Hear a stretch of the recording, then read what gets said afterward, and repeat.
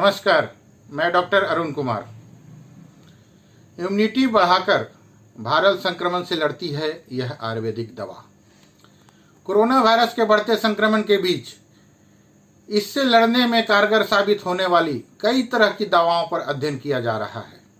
पहले से उपलब्ध दवाओं का भी कोरोना से इलाज में प्रयोग किया जा रहा है और देखा जा रहा है कि यह संक्रमण से लड़ने में कितनी कारगर है। इन्हीं प्रयोगों में से एक आयुर्वेदिक दवा इन दिनों चर्चा में है, जिसका नाम है फीफाट्रोल।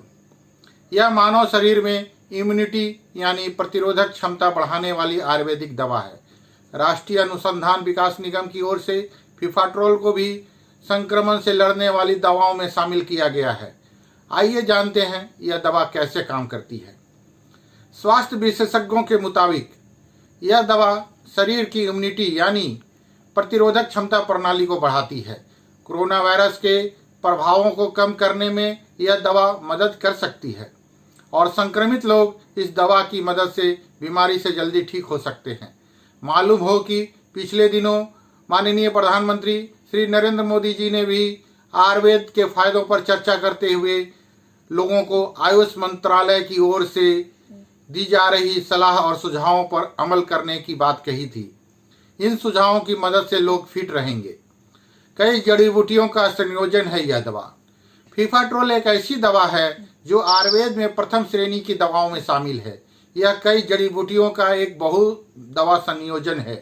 वैज्ञानिक रूप से मान्य वनस्पति अर्क और सूक्ष्म पोषक तत्वों से समृद्ध यह दवा नाक बंद होने, गले में खराश, बदन दर्द और सिर दर्द जैसी समस्याओं में जल्द आराम दिलाती है।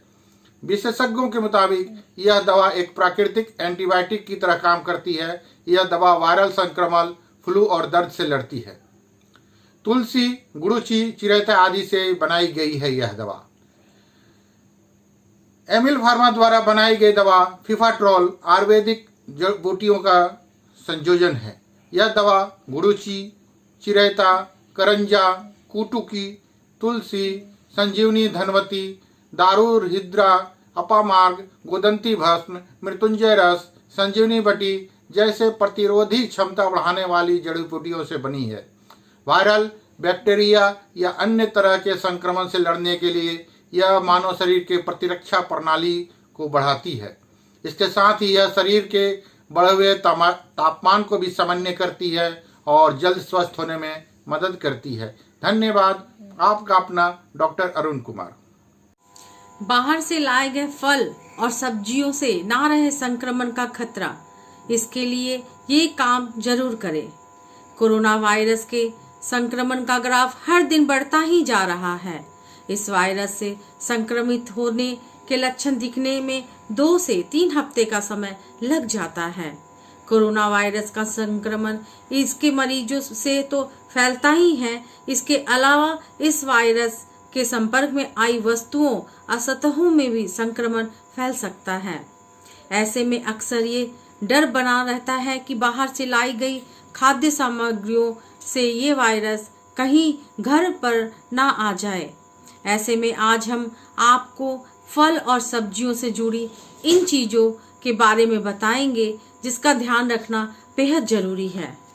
वैसे तो स्वास्थ्य विशेषज्ञ यह बात करते आ रहे हैं कि रोजमर्रा की जरूरत वाली चीजों से कोरोना के संक्रमण का कोई खतरा नहीं है।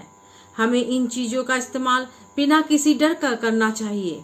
इसके बावजूद भी अगर फल, सब्जी या कोई सामान देने वाला व्यक्ति कोरोना से संक्रमित हो तो उसके माध्यम से कोरोना घर में भी आ सकता है। ऐसे में सवाल ये पैदा होता है कि फलों और सब्जियों को खरीदने और घर पर लाने के बाद सुरक्षा का किस तरह ख्याल रखा जाए।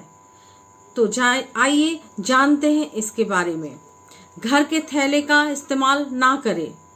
विशेषज्ञ के मुताबिक दोबारा प्रयोग में लाए जाने वाले कैरी बैग से संक्रमण होने का खतरा अधिक होता है, क्योंकि इनमें वायरस अधिक देर तक जीवित रहते हैं। ऐसे में बेहतर होगा कि आप दुकान से ही थैला या प्लास्टिक लें और घर आते ही उसे फेंक दें। केमिकल्स के प्रयोग से बचें।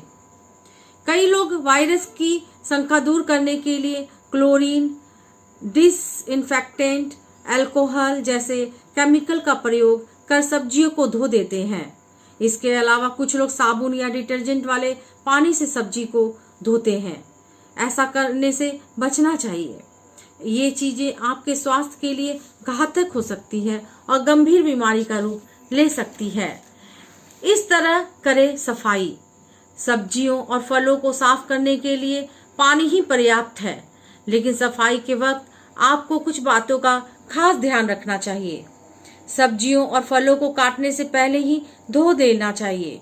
इसे काटने के बाद धोने से पौष्टिकता कम हो जाती है। सब्जियों और फलों को हमेशा किसी बड़े बर्तन में पानी भरकर एक एक करके धोएं। इसके अलावा आप चलते हुए नल के नीचे एक एक करके रगड़ कर धोएं। अगर आपके पास पानी की कमी है या बहुत कम पानी में फलों और सब्जियों को धोना चाहते हैं तो एक आसान सा तरीका यह है कि आप एक बड़े कटोरे में पानी लें और उसमें 1 चम्मच नमक मिलाएं। अब फलों और सब्जियों को इसमें डुबोकर अच्छी तरह साफ कर लें। जिन फलों और सब्जियों का छिलका निकाल कर इस्तेमाल करना है उन्हें भी पानी में छिलके सहित अच्छे से धोकर ही छीलना या काटना चाहिए। इन किचन टिप्स का रखें ध्यान। अगर आप बाहर से दूध का पैकेट लाए हैं तो उसे पानी से अच्छे से धो लें। किसी भी तरह के पाउच या पैकेट को दांतों के द्वारा फाड़ने से बचें। मांस को हमेशा तेज आंच पर अच्छी तरह पकाकर खाएं। फ्रिज में हमेशा पके हुए फूड्स को अलग और कच्चे फूड्स को अलग रखें। इन दिनों छिलके सहित चीजों का सेवन करने से बचें या उन्हें पका कर ही खाएं। मैं ललिता कुमारी, धन्यवाद।